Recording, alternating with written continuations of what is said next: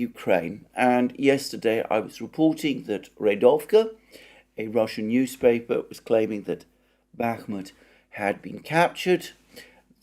Perhaps unsurprisingly, a flood of messages then appeared from all sorts of other sources denying that this was the case, saying that the fighting was still ongoing in Bakhmut.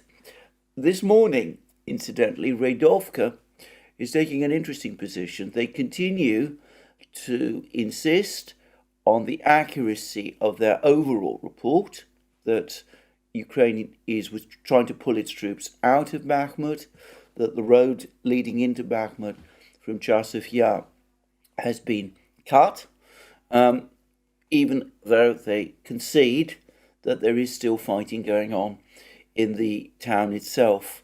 So Redovka is not publishing a complete retraction. Maybe they're embarrassed because they made a mistake in what they were saying yesterday, and that they're still clinging on, therefore, to some parts of their story, or maybe their original reports were roughly correct, but their overall assessment that the town had already been captured was, shall we say, premature.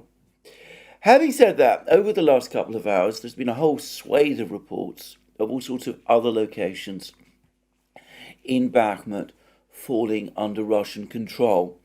I saw one report which claimed that both the Metallurg and Avant-Garde stadiums are now under Russian control, that the Russians have gained control of the police station and various other buildings. I'm not going to spend time itemizing which buildings, but anyway, overall, the picture still seems to be one of significant Russian advances. And a Ukrainian channel conceded that Ukraine now only controls 10% of the town, so that the Russians in effect now control around 90% of the town. So that seems to be the situation in Bakhmut in itself. Russians continuing make very substantial gains.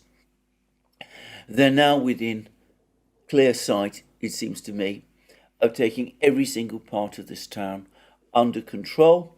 There's some reports, again, from mainly Russian channels, that the Ukrainians have rushed reinforcements to the Bakhmut area to try to hold back the Russians or to prevent a total collapse of resistance there. But anyway, the direction of travel is clear. As I said, the Russians are continuing to make significant advances there. I'm going to make my own guess, which is that the Ukrainians by now have understood and accepted that they're going to lose Bakhmut. General Syrskyi, there's even a rumor that General Syrskyi has finally admitted as much to President Zelensky, that Bakhmut is indeed on the verge of being captured by the Russians, and that the Ukrainians privately understand this very well. I have to say, though, that is not inconsistent with the Ukrainians still mounting a fierce resistance within Bakhmut itself, a kind of rearguard operation, if you will, to allow the bulk of their forces to be withdrawn from the town. Anyway, we will see what happens. But definitely it seems to me that even if Redovka jumped ahead a little yesterday, it's now only a matter of time, a very short time, before Bakhmut is fully cleared of all its defenders by the Russians. Incidentally, there's also reports of continuing fighting, that the Russians continue to press the Ukrainians in the surrounding villages of Bogdanovka and Orekhovo, Vasilyevka, but details about this are very sketchy. There's not very much news from elsewhere on the battle lines. As I said, for the moment, the clear Russian priority, it seems to me, is to wrap the Battle of Bakhmut up, to bring it finally to its conclusion. So that's what I'm going to say about the battlefields. I no doubt one could say an awful lot more, but I'm not going to discuss it today. As I said, um, being away from London, I have only a limited amount of time available to me now. I'm going to turn to various reports that have appeared, specifically in the Washington Post.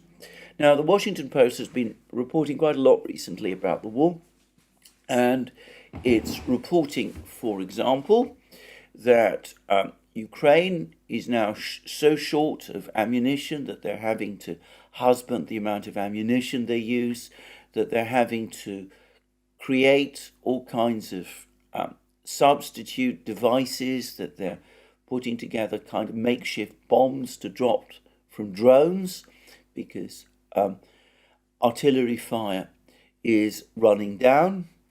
The one thing that did strike me about this particular article in the Washington Post is that it said that Ukraine is firing around 7,000 rounds of ammunition, artillery ammunition a day. The Russians are firing, according to the Washington Post, more than 3 times as much. The 7,000 rounds a day is rather more than was the case a few weeks ago. Now, there have been reports from Russian sources that Ukraine has intensified its shelling over the last few week or so, perhaps in some sort of preparation for this offensive that it's preparing. But anyway, there's no real explanation of why there's been this jump from about 3,000 to 5,000 up to 7,000 rounds a day. It could be that the Washington Post is counting other things, other rounds as artillery shells. I mean, I understood the 3,000 to 5,000 to relate to heavy artillery shells. It could be that the Washington Post is treating lighter weapons as artillery, or it could be, as I said, that Ukraine is indeed using more artillery shells at the moment. But anyway, the overall story was of continued very heavy shortages of artillery and of ammunition, and of Ukraine being very short of shells, especially for its Soviet era guns, in other words, 152 millimeter shells. And by the way, the same is true about shells for the Western guns, of which the Washington Post says that Ukraine doesn't have that many of anyway.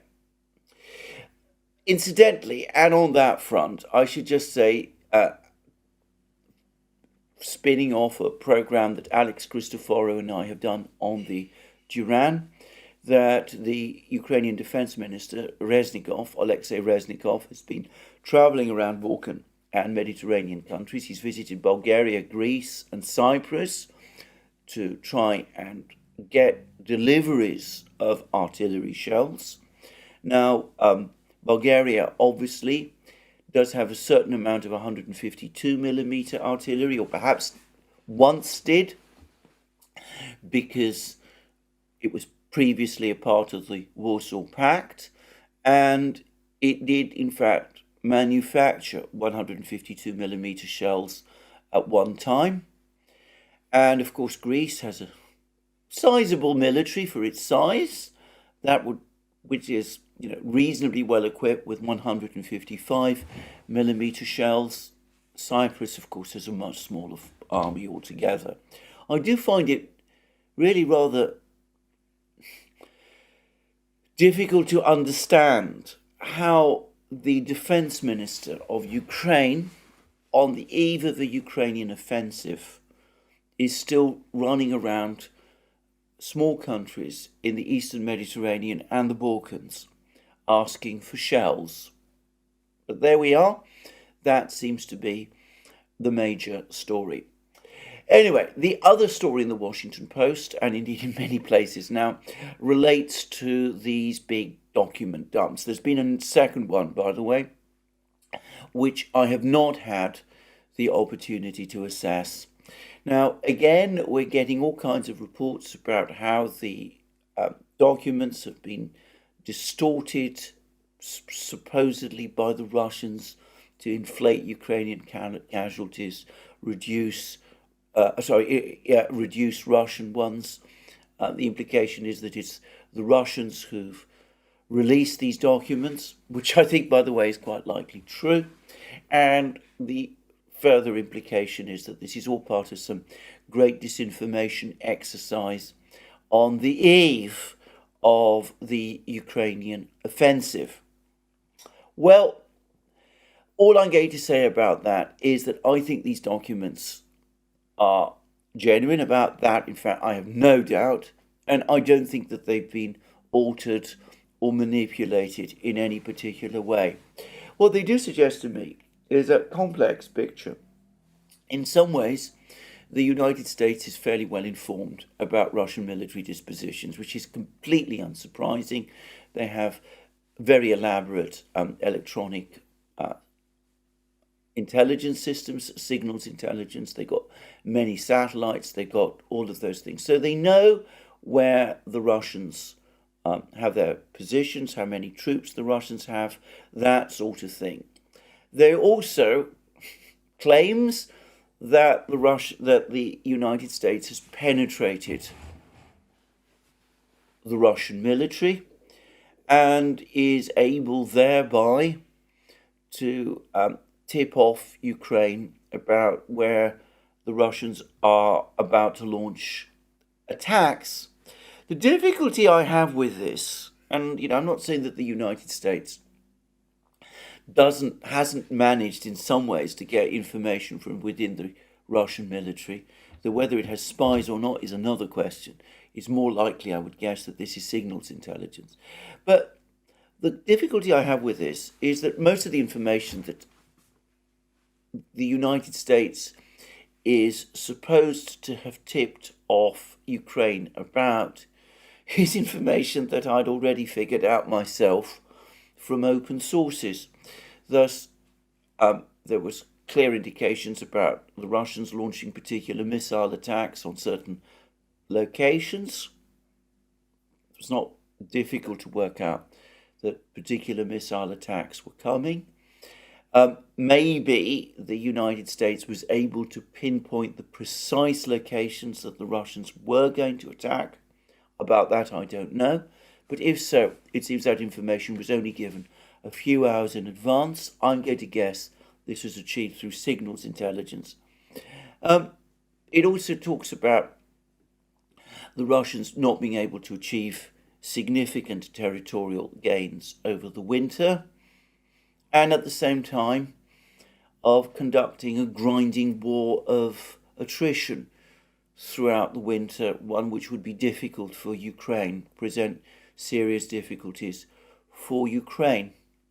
The problem with that is that the Russians themselves, back in October, General Surovikin to be precise, came forward and said that they were not planning to conduct big arrow offensives, that they were going to fortify their lines, build up reserves, and grind the Ukrainians on the battle lines. So I can't help but think that what this looks like is a certain amount of genuine intelligence being combined with open source material and an element of spin as well. But there we go. I suppose this is not unusual in war. I've seen this sort of thing happen many times. Obviously, people like the President of the United States and his staff, they're not to be expected that they read TASS and summaries of interviews in the Russian media by General Surovikin. It's probably the case that they don't read telegram channels, both Russian and Ukrainian. So I can easily imagine that intelligence agencies scoop up all this information, open source and some of it private source, combine it all together, give a certain spin, and pass it on to the White House as in their intelligence summaries, and that makes total sense to me. But anyway, overall, the actual picture remains the same, and it's important to say that whatever the United States thinks it knows about the Russian military, it probably, or in theory, should know more about the Ukrainian military. But it's clear to me, at least, that a lot of this so-called intelligence ultimately derives from Ukrainian sources themselves. Anyway, the overall picture is that I don't think these documents add a huge amount of detail to what we actually know about the war itself. That is my own personal view. I certainly don't think they should be treated as providing an accurate picture of casualty numbers on either side. I don't think that they give a fully informed picture about the state of the war, and I don't think they give us any basis to predict the outcome of anything very much. They are interesting as providing more than anything else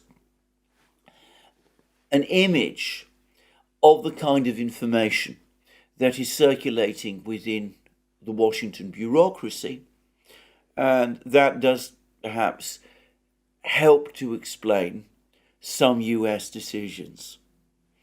Now, a number of other short things before I come back to some of the more foreign policy and economic matters that I'm going to talk about. First of all, the story of the 6 men and a boat, the 6 guys in a boat. It wasn't 6 men, there was 1 woman, as I remember. The 6 guys in a boat story about the destruction of Nord Stream, the sabotage of Nord Stream, has now essentially been refuted by the Swedish prosecutors. They've said that as far as they're concerned, this was clearly a state-managed operation. They obviously do not believe in the 6 guys and a boat scenario. So that story, which appeared briefly, tantalizingly, shortly after Chancellor Scholz and President Biden met for that somewhat mysterious meeting in Washington when they had no advisors present with them. Well, that story has now essentially collapsed. I think we can, from this point on, accept that it was an exercise in disinformation. Somebody clearly in the United States was concerned by Seymour Hersh's account of events. They wanted to rush out an alternative story fast. They came up with the 6 guys in a boat story. They found a yacht and put some explosive residue there, tipped off the German investigators.